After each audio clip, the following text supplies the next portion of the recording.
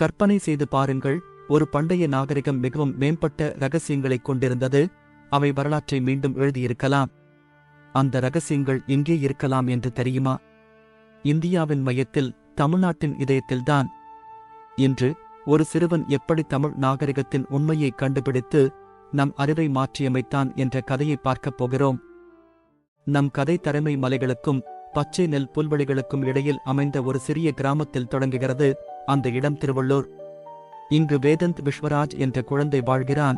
அவன் பழைய கோவில்களை ஆராய்ந்து தன் பாட்டியின் மறக்கப்பட்ட அரசர்கள் மற்றும் அரசிகள் குறித்த கதைகளை கேட்டு ரசித்து வந்தான்.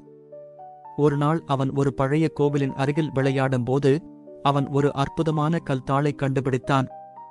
வேதந்த் அந்த தாளிலிருந்த தூசியை அகற்றினான். அதில் எழுத்துக்கள் போன்ற அமைப்புகளைக் கண்டான். ஆனால் அவனுக்கு அறியாத ஒரு வடிவம். அவனது பாட்டி அவனுக்கு அது தமிழ் பிராமி எழுத்துக்கள் என்று விளக்கினாள். இவை ஆயிரக்கணக்கான ஆண்டுகளுக்கு முன்பு பயன்படுத்தப்பட்டவை. அவள் தமிழர்கள் எப்படி பெரிய பேரரசுகளை உருவாக்கி ரோம், எகிப்து போன்ற தூர நாடுகளுடன் வர்த்தகம் செய்து அவர்கள் காலத்திற்கு முன்னால் தொழில்நுட்பங்களை உருவாக்கினர் என்று கதை சொன்னாள். அந்த இரவு வேதந்த் தூங்க முடியவில்லை. விண்ணை நோக்கிய போது அவன் ஒரு வெளிச்சமான சுழலை உணர்ந்தான். அது அவனை ஆயிரக்கணக்கான ஆண்டுகளுக்கு முன்னால் பாண்டிய பேரரசின் உச்சகாலத்திற்கு கொண்டு சென்றது. அங்கு நெடுஞ்செழியன் என்ற அறிவாற்றல் மிக்க அரசனை அவன் சந்தித்தான். அரசன் அவனுக்கு கொர்கை துறைமுகம் எப்படி முக்கால்கள், மசாலாக்கள், பாட்டுப் பொருட்கள் போன்றவற்றை அராபியா, கிரேக்கம் போன்ற நாடுகளுடன் வர்த்தகம் செய்தது என்று காட்டினார். கொர்கையின் தெருக்களில் நடந்து கொண்டிருக்கும் போது வேதந்த் தமிழர்களின் அறிவு திறனை வியப்புடன் கண்டான். அவர்கள் நீர்ப்பாசன அமைப்புகளை உருவாக்கி பெரிய நெல் புல்வெளிகளை வளர்த்தனர். அவர்கள் தங்கும் கலைஞர்கள் இழைமெழுகு தொழில்நுட்பத்தை பயன்படுத்தி அருமையான வெண்கல சிலைகளை உருவாக்கினர். இது இன்றும் ஆராயப்படுகிறது. மேலும் அவர்கள் வானியலாளர்கள் நட்சத்திரங்களை துல்லியமாக அளந்து கிரக காலங்களை நூற்றாண்டுகளுக்கு முன்னால் கணித்தனர். அந்த பார்வை மறைந்து வேதந்த் தன் கிராமத்தில் திரும்பி வந்தான். கல் தாளை கசியப்பிடித்துக் கொண்டிருந்தான். இப்போது அவனுக்கு அதன் உண்மையான மதிப்பு புரிந்தது.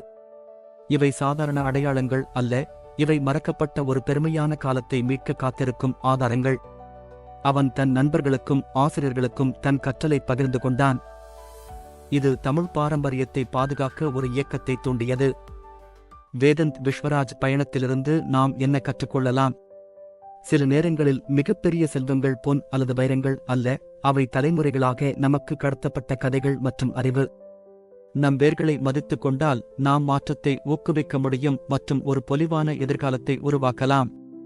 யார் அடுத்த பெரிய தமிழ் நாகரிக இரகசியத்தை கண்டுபிடிப்பார்? அது நீங்கள்தான் ஆகலாம். இதுவரை நாம் காலப்போக்கில் மூழ்கிய தமிழ் நாகரிகத்தின் மறைந்த இரகசியங்களை அறிந்தோம். வேதந்தின் கண்டுபிடிப்பு நமக்கு உணர்த்துகிறது, எங்கேயோ மறைந்து போன கதைகள் இன்னும் நம்மை எதிர்பார்க்கின்றன. இந்த வீடியோவை நீங்கள் ரசித்திருந்தால் தயவு செய்து லைக்கை அழுத்தவும். நீங்கள் தமிழ் வரலாற்றை அல்லது பண்பாட்டை விரும்பும் ஒருவரை அறிவீர்களா? இந்த வீடியோவை அவர்களுடன் பகிர்ந்து கொள்ளுங்கள். அவர்களுக்கு இது ஒரு புதிய கண்டுபிடிப்பு ஆகலாம்.